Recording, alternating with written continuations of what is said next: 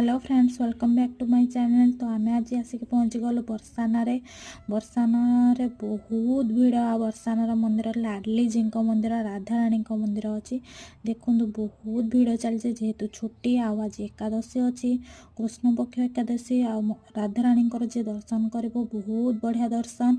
आते भिड़े छोट पिला भी हजि जाऊँ, तो से प्रिंस को कांधरे ता पापा बसैकी दर्शन कराउछन्ते, कहीं एत भिड़े छोट पिला तो दर्शन करहबनी। बहुत बढ़िया दर्शन मिलला।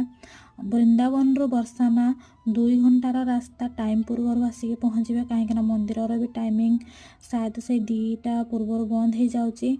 आसला बेले आम सीढ़ी रे आसीथिलु, गला बेले आम रोप वे रे जीवु। आपण मानको जदि मो चैनलटा भल लागिला, मो वीडियो पसंद आसला, ताले मो चैनल को प्लीज लाइक कमेंट और सब्सक्राइब निश्चिंत भाव करदेवे। राधे राधे।